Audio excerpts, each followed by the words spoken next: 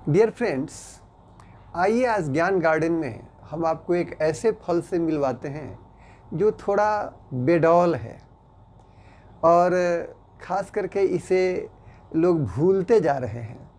जो नई पीढ़ी के लोग हैं ख़ास करके, उनमें से तो बहुत सारे लोगों ने इस फल का नाम भी नहीं सुना होगा, लेकिन जो पहले के लोग हैं, जो गांव में रहते हैं, छोटे शहरों में रहते हैं, हो सकता है कि उन्होंने इस फल को, इसका पेड़ भी कहीं लगाया हो और इसको कभी खाया भी हो।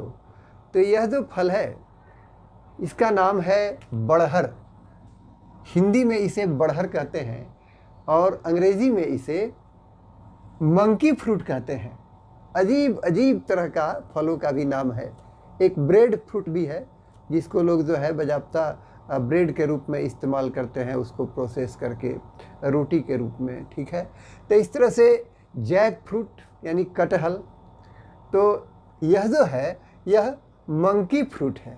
ठीक है, और हिंदी में इसे बड़हर कहते हैं और मंकी जैक भी इसे कहते हैं। ठीक है, अब आइए हम थोड़ा देखें कि यह कौन से परिवार का सदस्य है। यह उसी परिवार का सदस्य है जिस परिवार में कटहल आता है, जिस परिवार में सहतूत आता है, उस परिवार का नाम है मोरेसी और इसका वैज्ञानिक नाम हुआ बड़हर का आर्टोकार्पस लैकुचा।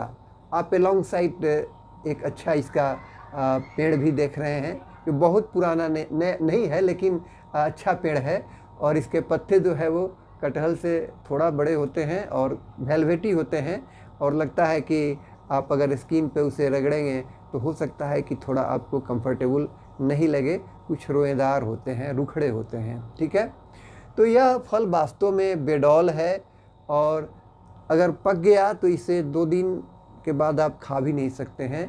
तो जैसे पकता हो वैसे इसको आप खा लें।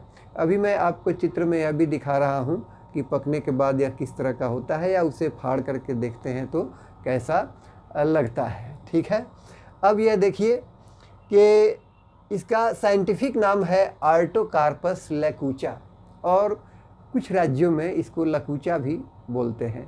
तो भारत में इसका पेड़ जो है पाया जाता है और माना जाता है कि इसका ओरिजिन साउथ ईस्ट एशिया में कहीं है।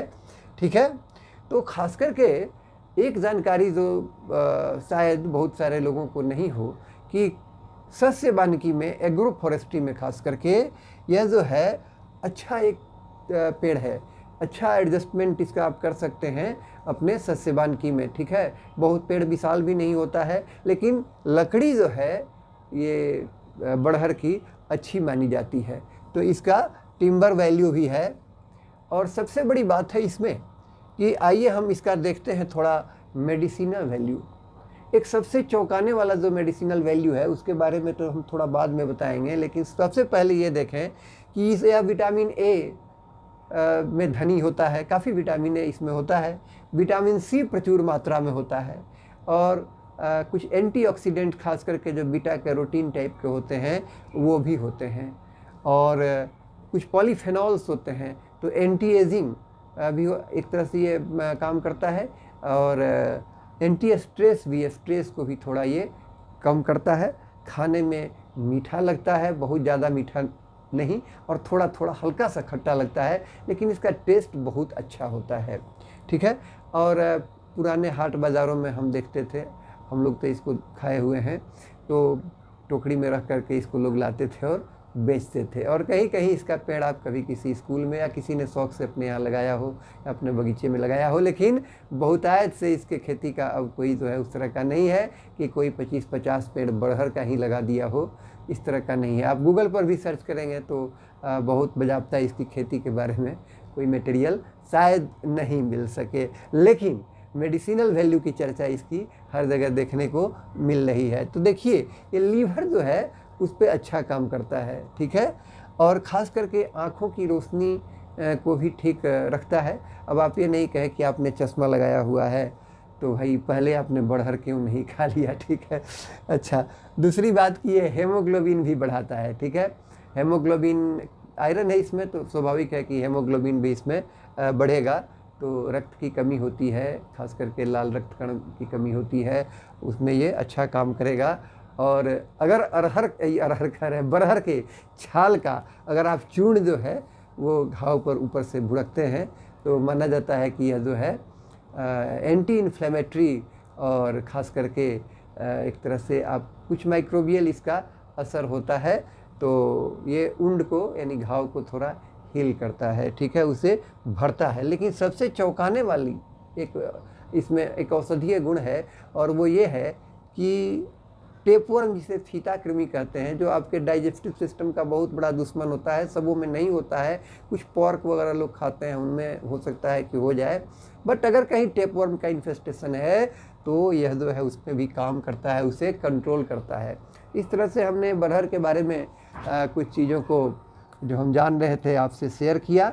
इसमें जिंक, कॉपर, मैग्नीज वगैरह इत्यादि बहुत सा चीज़ होता है और जैसा कि मैंने आपको बताया कि यह उसी परिवार का सदस्य है जिस परिवार में सहतूत भी आता है और कटहल भी आता है, ठीक है।